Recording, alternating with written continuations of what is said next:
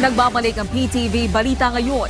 Abiso para sa mga Meralco consumers, ipatutupad na ng Meralco ang bawas singil sa kuryente para sa buwan ng Disyembre. Ayon sa kumpanya, mahigit 35 centavos ang tapya sa kada kilowatt hour ng kuryente. Kaya't ang mga kumokonsumo ng 200 kilowatt hour ay makakaranas sa mahigit 71 pesos sa bawas sa kanilang bill, habang higit 170 pesos naman sa mga kumokonsumo ng 500 kilowatt hour. Ito'y dahil sa mas mababang transmission at generation charge. Samantala, nagpaalala naman ang Meralco sa kanilang mga customer hinggil sa ligtas na paggamit ng kuryente ngayong holiday season.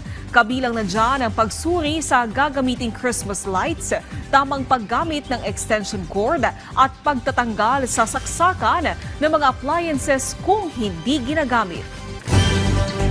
Umabot na sa mahigit 100 individual ang nabigyan ng tulong ng Department of Social Welfare and Development ngayong Disyembre sa ilalim ng pinaigting na Reach Out Operations o Pag-abot Program. Sa pag-iikot ng mga social workers sa iba't ibang lugar sa Metro Manila magmula December 1 hanggang 7 na kumbinsi nila ang mga individual na iwan na ang mapanganib na buhay sa kalsada. Makailang ulit na ring pinangunahan ni DSWD Secretary Rex Gatchalian ang operasyon para matiyak na ang mga naninirahan sa kalsada ay mabibigyan ng proteksyon at suporta lalo na ngayong Kapaskuhan. Mula noong 2023, nasa 9,000 individual na ang natulungan ng programa. Samantala, alamin natin ang ibang balita sa PTV Davao mula kay Jay Lagang. Mayong adlaw, naharang sa Western Mindanao Naval Command ang mukantidad sa kapin 500 million pesos nga smuggled cigarettes sakay sa duha ka mga sea vessels. Gilangkuban kini sa kapin kun kulang 5,500 master cases sa imported nga sigarilyo nga walay legal nga dokumento. Sa mong ihap, 3,000 niini ang gikan sa operasyon sa Sibago Island, Basilan, samtang 2,500 ka master cases sa nasakmit sa operasyon sa Sulusi.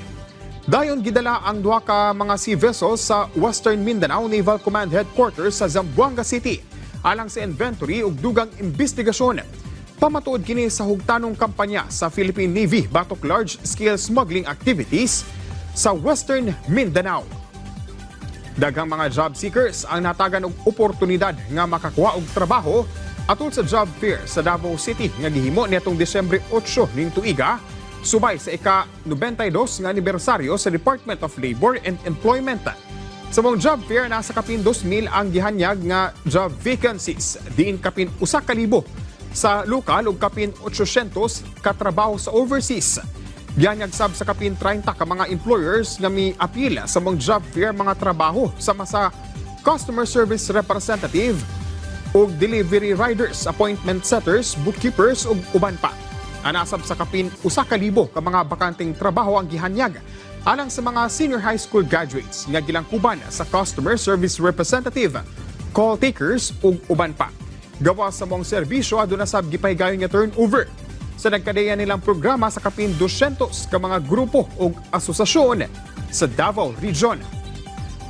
Ug mo kadto mga nagunang balita dinhi sa PTV Davao. Ako si Jay Laga. Mayong adlaw. Daghang salamat, Jay Lagang. At yan ang mga balita sa oras na ito. Para sa iba pang update, i-follow at i-like kami sa aming social media sites at PTV PH. Ako po si Naomi Tiburcio para sa Pambansang TV sa Bagong Pilipinas.